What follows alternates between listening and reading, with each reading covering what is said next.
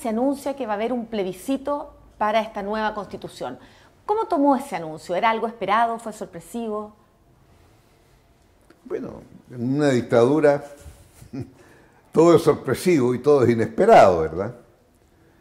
En este caso hubo un anuncio de que había una constitución que se estaba elaborando. Aquel que la elaboraba, que era el más importante, que era Jaime Guzmán, escribió en aquella época en un texto: quiero hacer una constitución pétrea. De manera que si llegan mañana a gobernar los que piensan distinto a nosotros, estén obligados a seguir aplicando lo que nosotros queremos que se siga aplicando. Y eso fue real. La constitución que se presentó para plebiscitarla es eso, una constitución pétrea, que usted no la puede modificar, y que está inspirada en el liberalismo económico más rampante, en que lo público no existe, está prohibido. Y yo creo que en ese sentido Guzmán tuvo razón. Hizo una constitución pétrea. El sistema, por ejemplo, previsional de capitalización individual, con otras palabras, está consagrado ahí.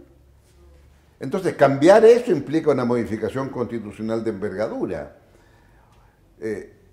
Esa constitución del 80 que aparece en una constitución más de las muchas, no. Es una ruptura profunda con las constituciones históricas de Chile que establecieron la importancia de lo público. Lo que inventaron para el plebiscito del 80 fue que a usted le iban a entintar el dedo. Y esa tinta indeleble duraba 24 horas. Entonces no podía volver a votar porque ya tenía el dedo entintado.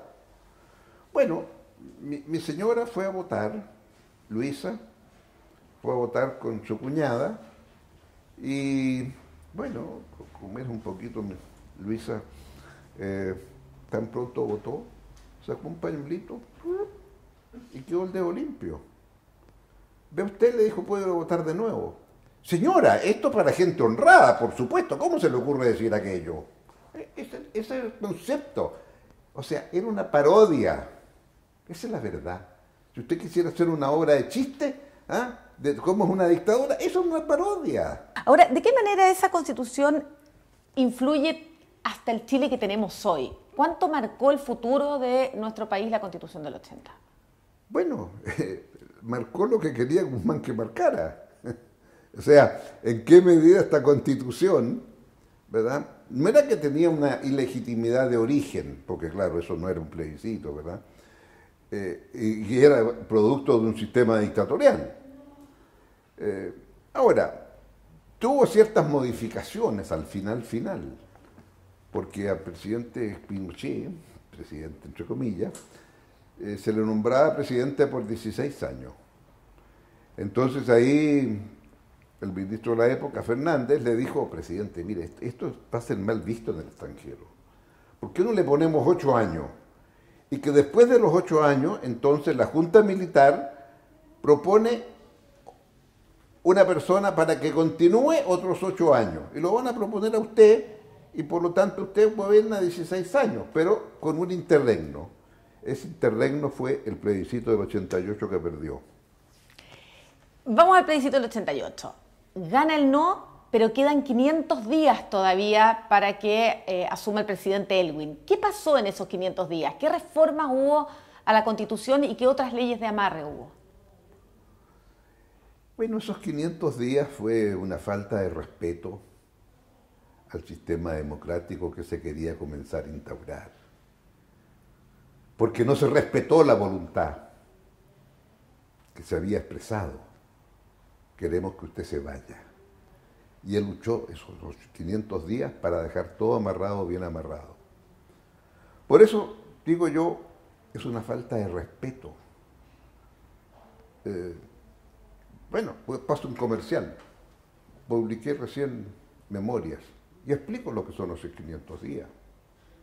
Explico lo que fue cuando entré a La Moneda de nuevo, por primera vez, acompañado de Enrique Kraus, futuro ministro de Interior, yo nominado como ministro de Educación, para juntarme en el despacho de Cáceres, ministro de Interior, con el ministro de Educación, Y lo único que no se me ocurrió preguntarle si tenía alguna sorpresa preparada para los últimos 15 días. Porque hablamos de qué es lo que se iba a hacer y qué sé yo, los quedaba pendiente en materia educacional. Muy civilizado. En ese diario oficial del día 10 de marzo está la Ley Orgánica Constitucional de Enseñanza, que hasta el día de hoy en buena parte de ella sigue rigiendo. Es que sí se hizo eso. Esa fue la transición. La transición, claro, muy orgullosos porque ganamos con un lápiz y un papel, pero detrás estaba todo el esfuerzo que se había hecho para derrotar la dictadura. Pero eso es. ¿Cómo logró eliminarse el artículo 8 tan polémico y que nuevamente los partidos políticos fueran legales?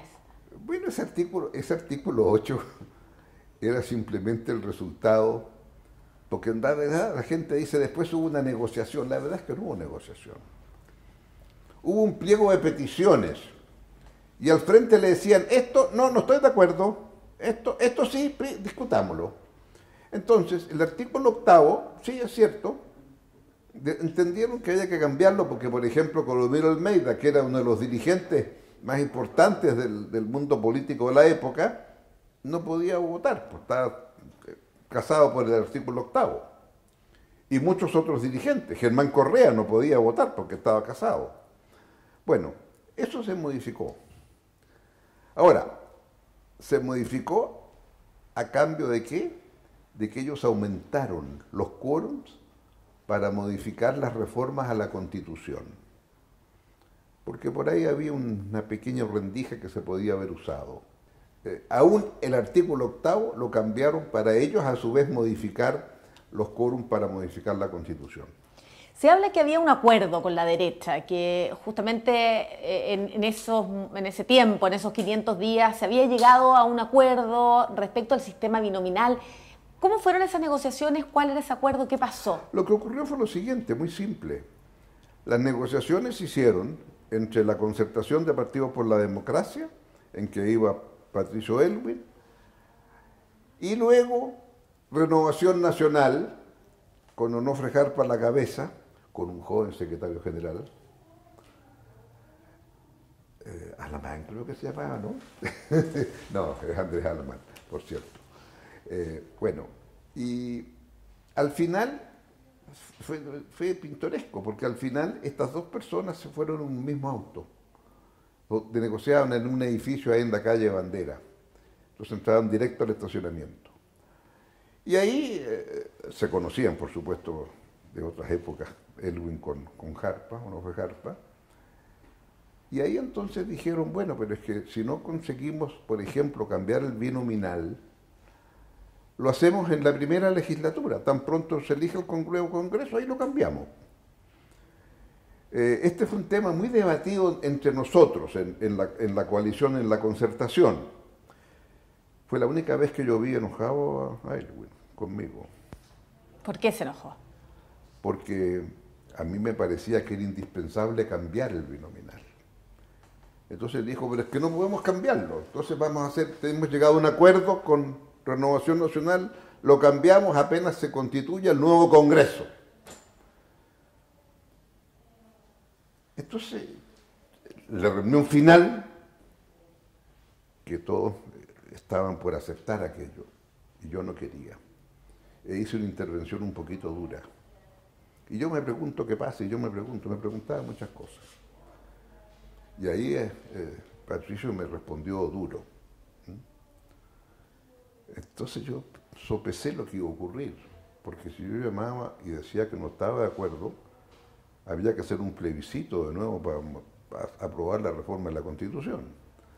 Entonces yo tendría que haber dicho, no estoy de acuerdo y voy a votar que no. Te das cuenta que esa es la ruptura de la concertación. Entonces me pareció que eso era mucho más grave. En vista de lo cual opté por una respuesta suave. Patricio, no entiendo por qué se enojó tanto usted. Si yo estaba preguntando nomás, pues, ¿qué pasa esto? ¿Qué pasa lo otro? Era la pregunta. Entonces pregunto, ¿y qué garantías tenemos?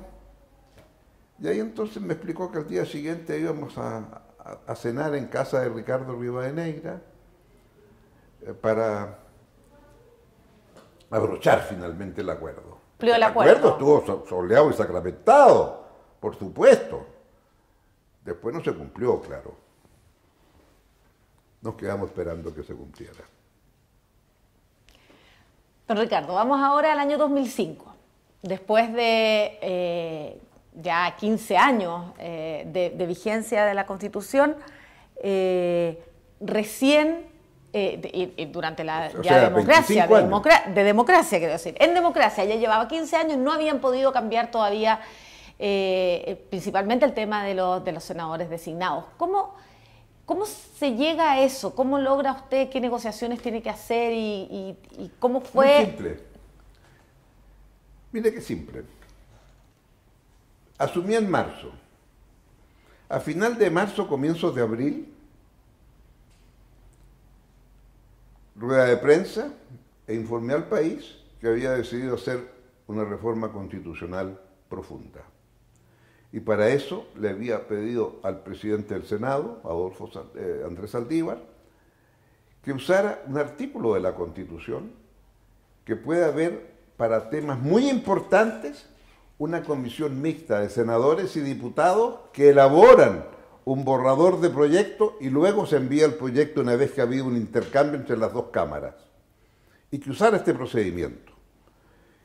Y este procedimiento, dije, me parece muy importante porque habría que ver el tema de 1, 2, 3, 4, 5. Y dije 5 cosas básicas, digamos. Los senadores designados, Consejo de Seguridad Nacional, inamovilidad de los comandantes en jefe, etc. La facultad del presidente de despedir a los mandos, todas las cosas. Lo habitual, lo elemental. Y a los 3 días, para mi sorpresa, primero Renovación Nacional, después la UDI, dijeron, el señor presidente tiene las ideas muy claras respecto a 1, 2, 3, 4 y 5. Nosotros las tenemos igualmente claras y nos oponemos a cambiar 1, 2, 3, 4 y 5. Y ahí terminó mi brillante iniciativa. Y a partir de eso, entonces, los próximos 4 años fueron un proceso infinito de negociaciones, que sí, que no, que blanco, que negro. Yo le voy a decir por qué se aprobó al final. Porque la derecha se dio cuenta, uno, esa institucionalidad nos iba a empezar a favorecer más a nosotros que a ellos. Yo iba a ser senador vitalicio de por vida, como expresidente. Por lo tanto, esa institución ya, bueno, usted podía visualizar entonces a Elwin, senador vitalicio, que estaba vivo todavía, Frey, y bueno, y el caso mío. 2, la necesidad de cambiar los comandantes en jefe. Yo ya había pedido la renuncia a un comandante en jefe por temas de derechos humanos y me la entregó. Y ya era claro que yo me había impuesto al mundo militar. En consecuencia, nadie discutía que se había restablecido de facto. Reconozco que a partir de cosas muy duras que me tocó hacer. Entonces, en verdad, yo diría que eso fue lo que se obtuvo en esa negociación. Por supuesto que las cosas gruesas. La frase de Guzmán, esa no se modificó. Entonces, ¿qué es lo que yo diría que es lo fundamental que no está en la actual carta que se quiere cambiar ahora? El sentido de lo público. El sentido que todas las constituciones en la historia de Chile tenían, en donde se entiende que determinados temas tienen que ser tratados a nivel de los ciudadanos, a nivel público. Como ciudadanos somos todos iguales, todos tenemos un voto nomás. Y por lo tanto, cuando hablamos de lo público, quiere decir entonces que hay la necesidad de escuchar al ciudadano. Presidente, visto con la distancia de la historia, el momento en que usted firme en el año 2005 y se ha escuchado muchas veces su discurso que dice que es un día para celebrar, pero con la distancia que da el haber vivido estos años posteriores, ¿por qué cree que el hecho de que lleve su firma no le dio legitimidad a la Constitución. O sea, lo que le dio a la Constitución fue sacar los enclaves autoritarios, aquellos enclaves abiertamente propios de una dictadura. Pero a pesar de la reforma, esta Constitución, por su origen, por su fondo, y eso es lo que quiere su visión, a pesar de los muchos intentos de reformarle, de sacar esos enclaves autoritarios... Porque sigue siendo una Constitución que tiene una obsesión con el rechazo de lo público, una Constitución que le obliga y le garantiza que tiene que haber una salud pública y una privada. Y no puede discriminar. En la educación pública, no, el Estado de Chile no puede discriminar a favor de la educación pública, tiene que ser igual la pública que la privada. Pero, por Dios, ¿cómo el Estado no puede decir, no, es más importante la educación pública? Porque la garantizo para todos. Porque no tengo un proyecto particular educativo, como es el caso del privado. En fin, son muchas las normas que están ahí pétreas, no se pueden cambiar. Y por eso es tan importante esta Constitución que va a emerger si gana el apruebo del plebiscito que tenemos de aquí a 2 meses. ¿Se arrepiente de haber dicho que era un día para celebrar, que era una Constitución que une a los chilenos, que ya no los divide? Exactamente. Es decir, era una Constitución... A ver, seamos claros. Era para celebrar que después estamos hablando, 25 años desde la Constitución del 80 de Pinochet hasta ahora, termináramos con esos enclaves. Era para celebrarlo. ¿Cómo que no? Mire lo que nos costó. Pero eso quiere decir que es la Constitución que me satisface. No, a mí no me satisface. Sí, una Constitución en donde el ámbito público estaba escondido, que no apareciera. No me gustaba una Constitución que no dijera que los recursos naturales son de todos los chilenos y si el Estado los quiere entregar por alguna razón de bien público, eso se debate públicamente, no entre gallos y medianoche. Como se entregaron los derechos de agua en Chile. Entonces creo yo que eso era para celebrar. Era para celebrar el que no me iba a enfrentar con una suerte de veto permanente como me enfrenté en mi gobierno. Mire usted, ganamos todas las elecciones vivo por haber y nunca tuve mayoría en el Senado. Porque los senadores designados me decían, no. Presidente, ¿cómo ve el proceso que se viene? ¿Y cuáles son sus expectativas respecto a este proceso constituyente? La Constitución del 25, Arturo Alessandri llamó a una asamblea constituyente. Y a esta asamblea constituyente lo que se iba a hacer era presentarle un borrador de Constitución. Y nombró a 25 ciudadanos muy ilustres para que redactaran esto. Y redactaron eso. Pero hubo tales enredos y cosas, etcétera, etcétera, fue imposible llamar a la famosa Asamblea Constituyente. Entonces, a esa redacción de 25 le agregó otros 25 próceres y salió ahí la Constitución del 25. Esa Constitución del 25 se plebiscitó. ¿Saben ustedes qué partidos dijeron no a la Constitución del 25? El Partido Conservador, el más derechista, dijo no. ¿Y sabe cuál fue el otro partido que dijo no? El Partido Comunista. Fíjese usted, conservadores, extrema derecha, comunistas en la izquierda, ambos dijeron que no. La Constitución fue aprobada por el 80%. O sea, había una cierta legitimidad en la Constitución del 25 al final. Interesante como anécdota. ¿Y cómo tendría que ser este proceso para que tuviera esa legitimidad?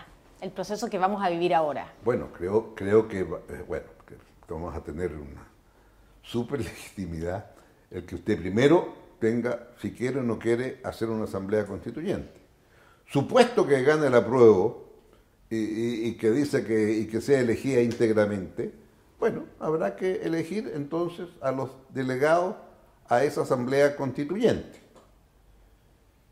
Y ahí entonces lo que va a emerger será de lo que esos ciudadanos así elegidos con las características que tiene el proceso, en donde hay igualdad de números para hombres y mujeres y en donde igualdad de resultado, que es más importante. O sea, tiene que haber igual número de mujeres que de hombres en esa Asamblea Constituyente. Si fuera su constitución, ¿qué le gustaría que tuviera? Me gustaría que estuviera en primer lugar el restablecimiento de lo público. El sentido de que el ciudadano es el que manda y ciudadanos somos todos iguales en dignidad. Y por lo tanto, cuando usted dice cuáles son los bienes y servicios al alcance de todos, que tenemos que garantizar, eso lo tiene que resolver los ciudadanos. Porque si lo resuelve el mercado, el tamaño del bolsillo es muy importante en el mercado. En cambio, cuando usted dice lo resuelve el ciudadano, ciudadanos somos todos, todos valemos un voto. Entonces creo que es muy importante esa definición a nivel público, cuáles son aquellos bienes y servicios que deben estar al alcance de todos. Y a medida que el país va creciendo, bueno, usted puede ir aumentando esos bienes y servicios. En eso consiste la democracia. Que usted gobierna para mantener la democracia, porque si usted está elevando los bienes y servicios de todos, van a surgir nuevas demandas y tiene que satisfacerlas. Y cuando se queda atrás y no las satisface, hay una eclosión social. Me gustaría pensar que, dada el tema constitucional, llega en un momento también de una eclosión social anterior, porque claro, la pandemia es un fenómeno mundial, lo otro también, en cierta medida. El desajuste que hay entre los ciudadanos y las élites no es solo privilegio de Chile. Y por lo tanto creo que tenemos mucho que escuchar de por qué se ha producido ese desajuste. Y eso nos obliga entonces también a tratar de intentar un camino común. Y lo único que me gustaría sería que sea viable ese camino común. El ambiente con que entramos a este plebiscito es un poquito enrarecido. La gente anda enrabiada, enojada unos con otros. Bueno, tratemos de tener una respuesta más común para salir de esto bien. Y en eso me gustaría ser optimista, que no nos vamos a encontrar con tantos vetos como en el pasado. Presidente, muchas gracias. Gracias a usted.